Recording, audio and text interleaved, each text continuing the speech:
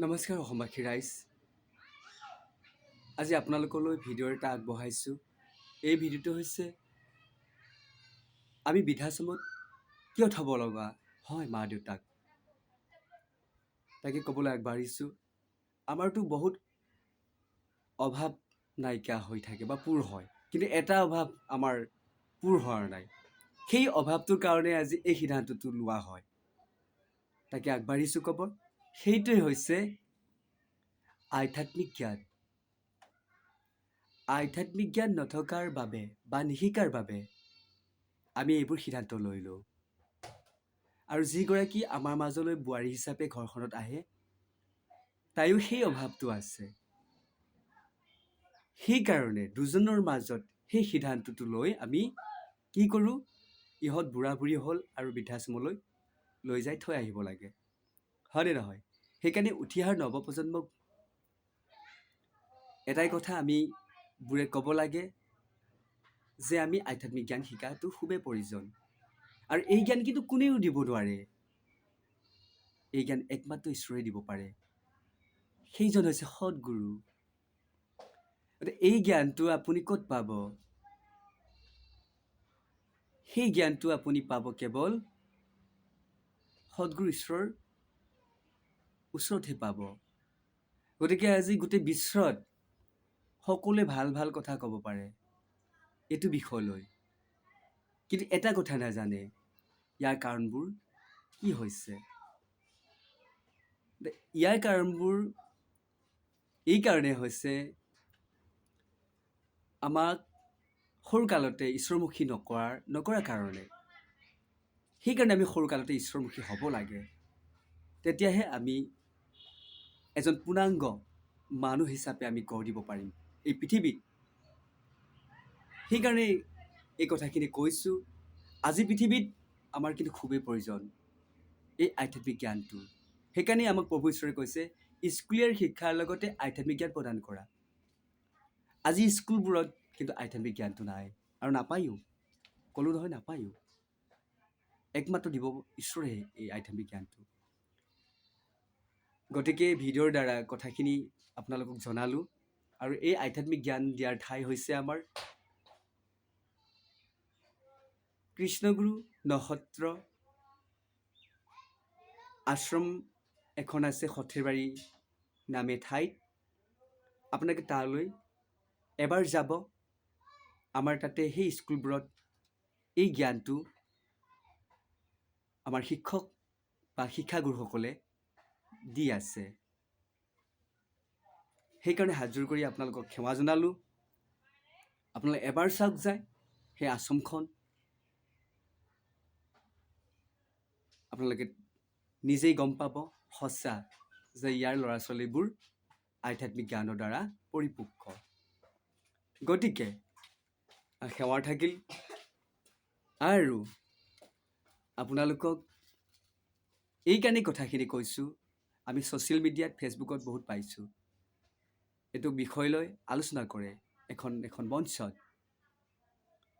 এইটো কিন্তু খুব ভালৰ কথা, ঠিকেই কয়। আৰু সেই দাদাজনে বা জ্যেষ্ঠজনে সেই কথাখিনি নকয়, কিন্তু আমাৰো হয়তো সেই জ্ঞানটো নাই কাৰণে পাহৰি যায় ক'বলৈ সেই মঞ্চত যে আমি কি জ্ঞানৰ দ্বাৰাহে আমি আজি নৱপ্ৰজন্মক আমি আগুৱাই লৈ যাব পাৰিম, যে ভৱিষ্যত সুনাগৰিক হিচাপে এই পৃথিৱীত অসমখনত থিয় দিব আধ্যাত্মিক জ্ঞানৰ দ্বাৰাহে।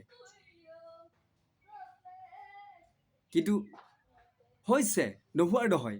আপুনি হয়তো DC হৈছে, মিনিষ্টাৰ হৈছে, MLA হৈছে, হৈ কি কৰিছে? আজি পৃথিৱীত দৰিদ্ৰৰ ৰেখাতলত থকা মানুহখিনিক চিনি নাপায়। তেওঁ 1 লাখ টকা বা 90,000 টকা দৰমহা পাল বুলিয়ে এজন সৰু মানুহৰ পৰা ঘোচ ল'ব বিচাৰে। তেওঁ সেই বুলি ভৱিষ্যত সুনাগৰিক হোৱা নাই। যদিও হয়, তেতিয়াহ'লে সি সেইকণ কেতিয়াও নলয়। পাৰিলে সেই দুখীয়া মানুহখিনিক বা দৰিদ্ৰ ৰেখাতলত থকা মানুহখিনিক সহায় কৰিব। মই যিহেতুকে এসাঁজ ভালকৈ খাই আছোঁ, তেওঁলোকক দিওঁ ৰ আৰু বুজনি দিব। গতিকে আগৰ ৰজাসকল আধ্যাত্মিক জ্ঞানৰ পৰিপক্ক আছিল। এতিয়া ৰজাসকলৰ নাই কাৰণে এয়া হৈছে অশান্তিৰ। গতিকে সেইকাৰণে ক'লোঁ আপোনালোকক আজি, আমি যেতিয়া এই আধ্যাত্মিক জ্ঞানটো পাম তেতিয়াহে আমি এই বৃদ্ধাশ্ৰমবোৰ নাইকিয়া হ'ব, তেতিয়া আমি শান্তিয়ে থাকিব পাৰিম বা এজন ভৱিষ্যত সুনাগৰিক হিচাপে আমি থিয় দিব পাৰিম। আজি যদি এই উঠি অহা নৱপ্ৰজন্মক আমি সেই আধ্যাত্মিক জ্ঞানটো দিয়া নাযায়, নহ'লে আৰু নহ'ব, যিমানেই কৈ নাথাকক। আজি কিন্তু মঞ্চত এটাৰ মাইক্ৰফোন পালে কাৰ ক'বলৈ মন নাযায়, খুব সাহস পায়, ভাল পায়।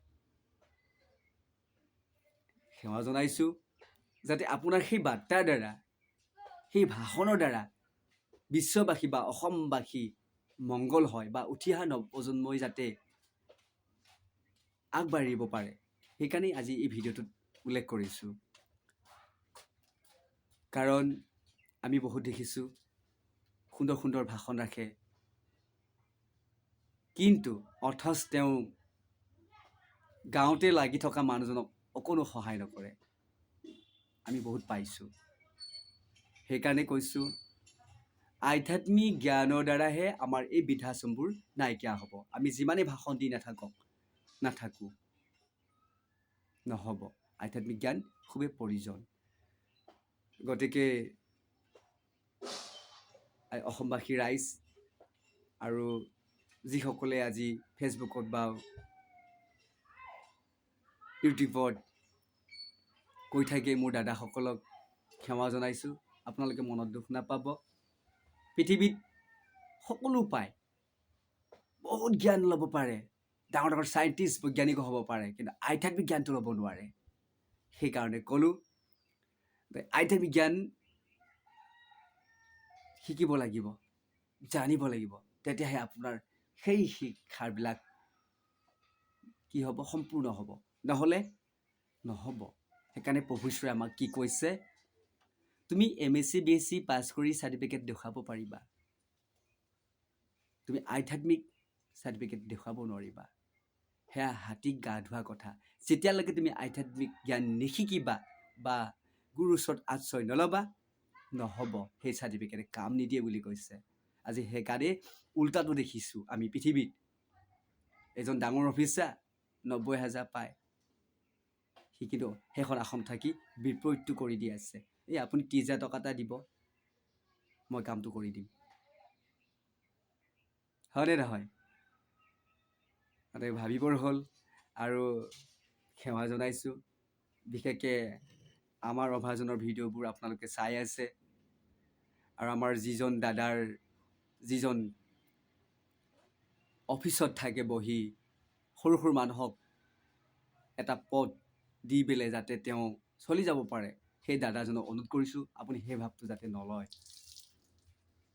কাৰণ তেওঁ বহুত সৰু মানুহ, সেইটোৰ দ্বাৰা চলিবৰ কাৰণেই আপোনাৰ ওচৰলৈ যায়, যাতে আপুনি অকণো নোলোৱাকৈ আপুনি কৃপা কৰি সেই মানুহজনক সেই পথটো দিয়ে, সেই পৰিয়ালটো যাতে চলি যায় আৰু আপোনাক ভগৱানে সদায় মংগল কৰি ৰাখিব।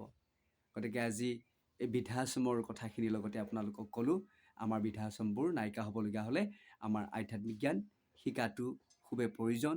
আমি সকলোৱে ল'ব লাগিব। অকল আমি মাক দেউতাকে ল'লে নহ'ব, আমাৰ ল'ৰা ছোৱালী সন্তানকো দিব লাগিব। ধন্যবাদ থাকিল আৰু আশীৰ্বাদ বিচাৰিছোঁ, যাতে আৰু ভাল ভাল কথা কৈ আপোনালোকক আগুৱাই লৈ যাব পাৰোঁ। তাৰে কামনাৰে সেৱা জনাই সকলো বিশ্ববাসী, অসমবাসী ৰাইজক, পিতৃ মাতৃসকলক, দাদাসকলক, সন্তানসকলক মংগল কামনাৰ মোৰ গুৰু ঈশ্বৰ সাকাৰূপী প্ৰভুৰ শ্ৰীচৰণত অৰ্পণ কৰি মংগল হওক বুলি সেৱা জনাই আজি ভিডিঅ'ৰ পৰা বিদায় ল'লোঁ। ধন্যবাদ থাকিল। নমস্কাৰ।